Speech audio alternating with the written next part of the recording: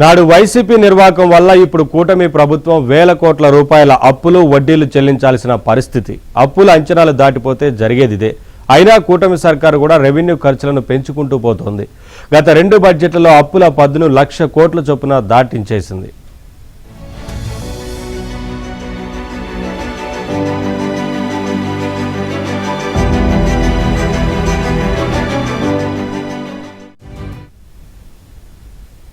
బడ్జెట్లో కూటమి ప్రభుత్వం వేసే అప్పుల అంచనా ఒకటి, వాస్తవంలో కనిపించే దృశ్యం మాత్రం దీనికి పూర్తి భిన్నం. కూటమి ప్రభుత్వం ఇప్పటివరకు 2 బడ్జెట్లు అమలు చేసింది. ఏ బడ్జెట్ అంచనాల్లోనూ అప్పులు 1,00,000 కోట్లు చూపించలేదు. కానీ వాస్తవానికి 2 ఏళ్లు కూడా బడ్జెట్ అప్పులే 1,00,000 కోట్లు దాటాయి. 2024-25లో 1,05,000 కోట్లు, 2025-26లో మార్చి 18వ తేదీ నాటికి 1,04,000 కోట్లు అప్పులు చేశారు. మార్చి ముగిసేలోపు ఇవి మరింత పెరగొచ్చు. 2 ఏళ్లలో ప్రభుత్వం చేసిన బడ్జెట్ అప్పులే 2,09,000 కోట్లున్నాయి. ఇవి కాకుండా ఈ 2 ఏళ్లలో 1.25 లక్షల కోట్లకు గ్యారంటీలు ఇచ్చింది. వీటిలో సగానికి పైగా తెచ్చివాడారు. వీటిని బడ్జెట్లో చూపకపోయినా, కాకు సమర్పించకపోయినా చెల్లించాల్సింది ప్రభుత్వమే.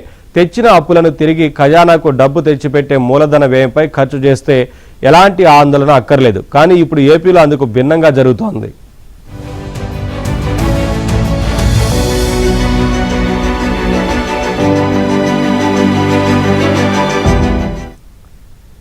అంచనాలంటే 5ో 10ో అటు ఇటు అవుతాయి. కానీ బడ్జెట్ అంచనాలు మాత్రం పూర్తిగా తలకిందలవుతున్నాయి. 2025-26 బడ్జెట్లో రెవెన్యూ లోటు 33,185 కోట్లని అంచనా వేశారు. అది 40,000 కోట్లకు పెరిగితే అంచనాలే కదా అనుకోవచ్చు. కానీ 11 నెలలకే లోటు 60,812 కోట్లకు పెరిగింది. అంచనాల ప్రకారం లోటు ప్రతి నెల 2,765 కోట్లు ఉండాలి. కానీ 5,528 కోట్లకు చేరిపోయింది. అంచనాలకు మించి 183% చేరిందని కాగ్ తన నివేదికలో వెల్లడించింది.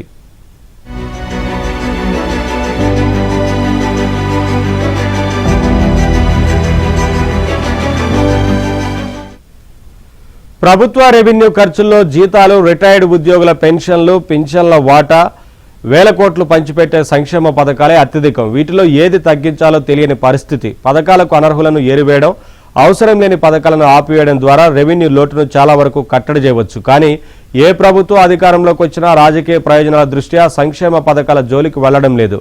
కుదిరితే మరో 4 పథకాలు పెంచడమే గానీ అవసరమైన వాటిని ఆపడం లేదు.